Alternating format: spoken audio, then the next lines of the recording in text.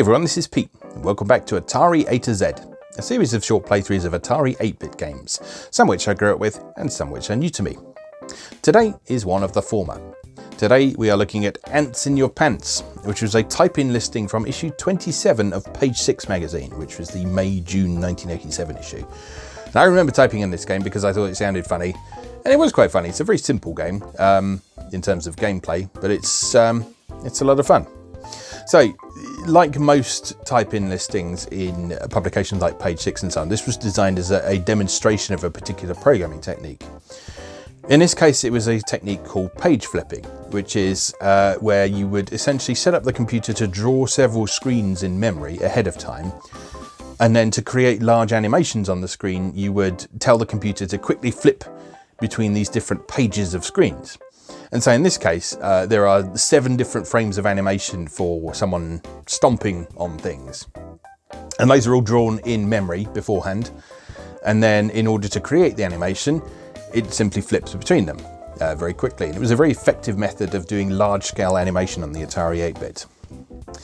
This game also makes use of the Atari's hardware sprites, which are called players. And the reason those were used rather than using characters to represent the ants which are crawling along the bottom of the screen is because player missiles are independent of graphics modes and whatever you're doing to the screen. So you can do page flipping and wipe the screen, and the sprites will stay where they are because they're completely independent of the rest of the screen. So the listing took up 3 whole pages in the magazine, which is nothing unusual for type-in listings of the period, but it sort of shows what a different era we live in now. And the author Allan Knopp was kind enough to include a smaller program with this to help people type in the control characters as part of the listing. Now these were special characters that the Atari 8-bit could produce that normally you'd have to put in by pressing Control and a letter key. The later models of the Atari 8-bit actually printed these symbols on the keyboard so you could see which key you had to press to get which symbol. But on the early models like the Atari 400 and the Atari 800, you had to either learn them or have the manual to hand. And so Allan Knopp's inclusion of this extra listing to generate these lines with control characters in them was primarily with these users of older machines in mind, just to help them out a bit. Which was nice of him. But anyway, let's go play Ants in Your Pants. Okay, here we are with Ants in Your Pants by Allan Knopp from Page 6 magazine. Now, this isn't a particularly well-known game, what with it being a type-in listing and all that. But I'm always keen to try and include some of these games in the mix because, 1, they're part of Atari history, and 2, they're part of my own memories of Atari as well. Like I said in the intro, I remember typing this one in from Page 6 and having a lot of fun with it, and not really understanding what page flipping was at the time, but being impressed with it regardless.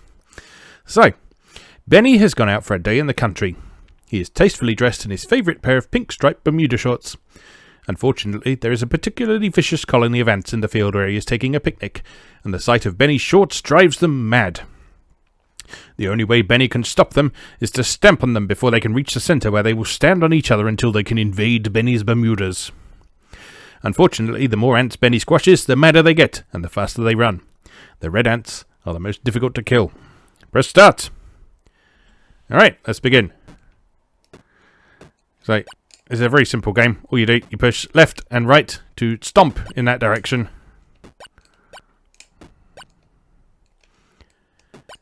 And that's it. That's literally it.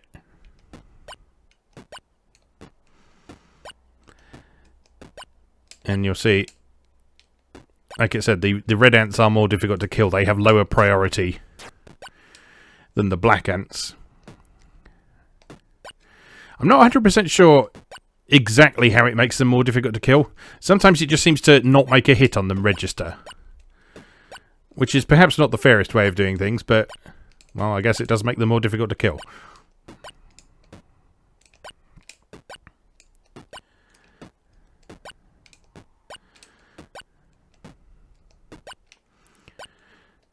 So the use of page flipping in this one is for the various leg positions.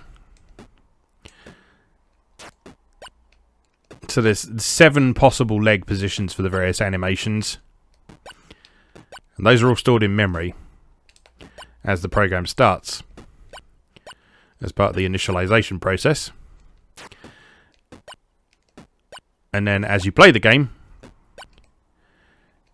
the various animations are triggered just by switching to that screen seamlessly. And you see there's like no flickering or anything like that. It just seamlessly switches from screen to screen. And this is a really important technique for a lot of Atari 8-bit programmers, particularly those who were making software in BASIC. Because it allowed for some quite impressive and interesting effects without having to delve into machine code to achieve them.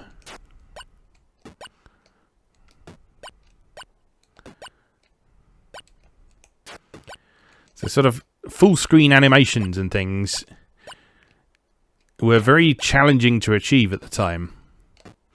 And page flipping was a good way of doing that back in the day. Of course, there were certain limitations on what you could achieve with it because you only had so much memory to play with.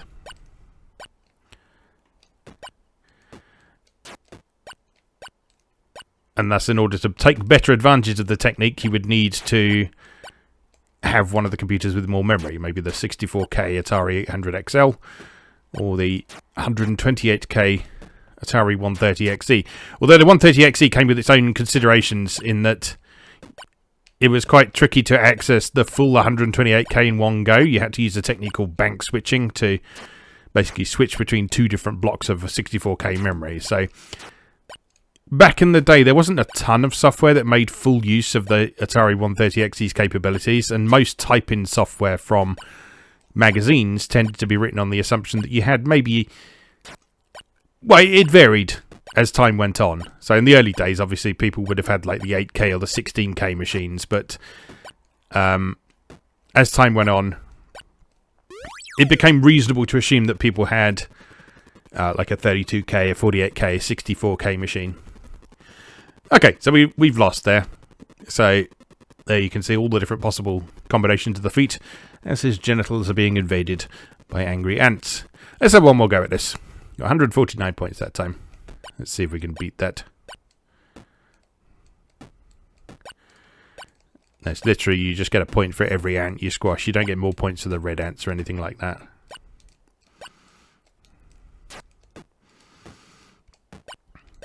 And I mentioned in the intro that the ants are using the Atari's hardware sprites, or players, which is why there's only 4 of them on screen at once.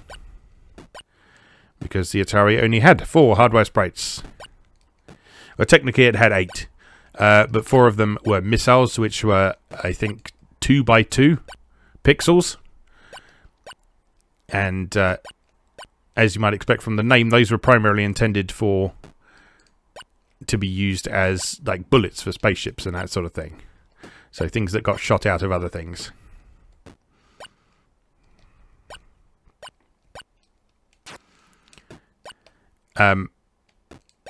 So for most sort of graphics, the players were more practical to use. And this game actually makes quite clever use of them, because although there's only ever 4 of them on screen at once, the pace at which the game moves makes it feel like there's a lot more of them. So sort of the varying speed of the different types of ants. In fact, some of them are more or less difficult to kill, the way it sort of alternates between the sides. It's actually quite cleverly designed to make it feel more relentless than it actually is.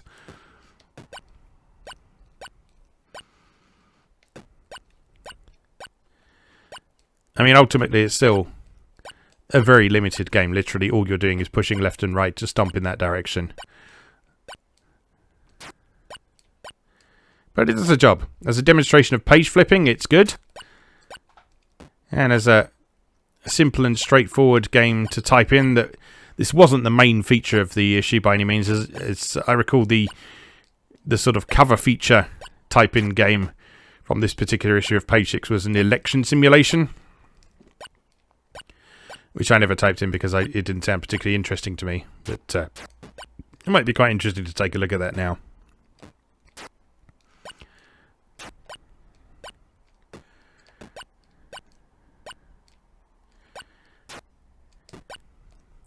Now, I'm not super well up on the sort of extended graphics modes for Atari. But I believe like the main chunk of this screen is using one of the antic modes. And those are generally quite easily identifiable by the fact that a single character can be multiple colours. So if you look down at the text "Ants in your pants" down at the bottom, you can see that each letter is 4 colours.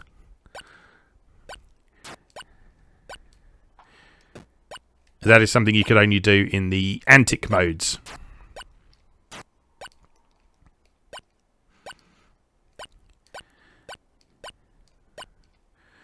And so if you wanted a more colourful display, you had to make use of those.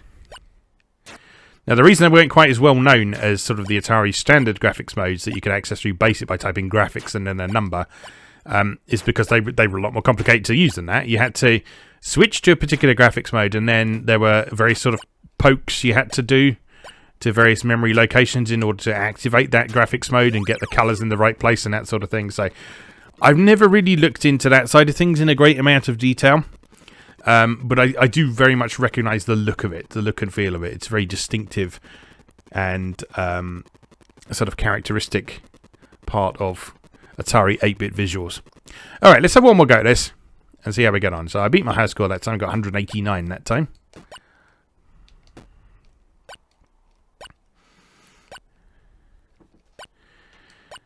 I remember when I typed this in and my dad commenting that it reminded him of a game called Picnic Paranoia, which at the time I hadn't played because I wasn't sure we had a copy of it. And I remember one day rooting through a box of cassettes that we had with various old bits and pieces of Atari software on there. And I remember finding a copy of Picnic Paranoia amongst them that had obviously been pirated from someone at some point because, you know, everything was pirated back in the 8-bit days. Very rare for people to have original software. But yeah, I see where he was coming from on that. So Picnic Paranoia, if you're unaware, this will probably come up on this series at some point. Picnic Paranoia was a game where you had, again, your main character was having a picnic and it was being invaded by ants. And you had to protect his various food items from the invading ants because they try and carry them off. So in that one, it wasn't a close-up view like this. It was sort of a top-down perspective. And you were moving around the map and you had to hit things with a fly swatter. And it was a cool game. I remember enjoying that quite a bit.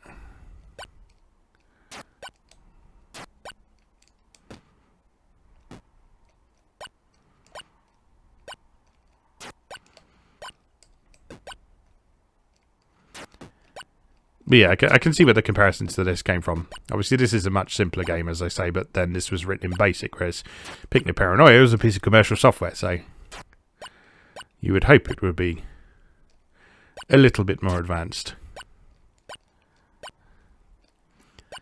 That said, I don't remember Picnic Paranoia having giant screen-filling legs animated using page flipping. No, no, no.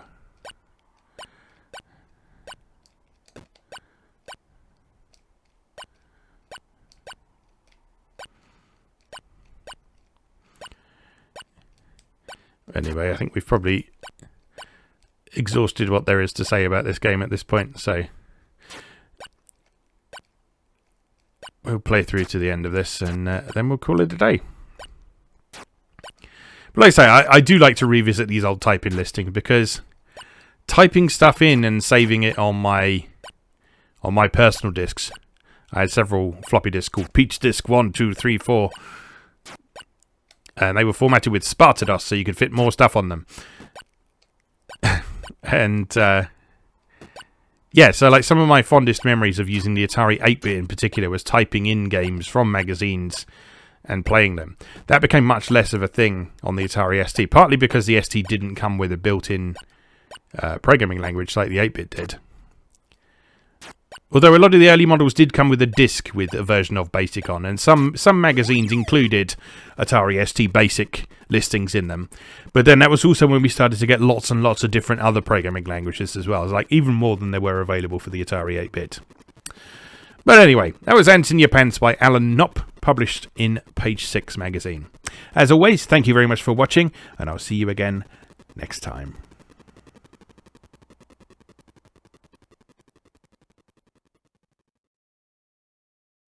Thanks for watching. If you enjoyed this video, please help out the channel by leaving a like or a comment and subscribing. New episodes of Atari A to Z are on Tuesdays and Atari ST A to Z on Thursdays. Check out atariatoz.wordpress.com for a full archive. Do please also check out my other projects moegamer.net, where I explore Japanese and Japanese-inspired games from yesterday and today, and videopackgames.wordpress.com, which aims to catalogue the small but well-formed library of the Philips G7000 Videopack computer, also known as the Magnavox Odyssey 2. You can also support my work on Patreon or buy me a coffee. You can find links to do both down in the video description. Thanks again, and I'll see you next time.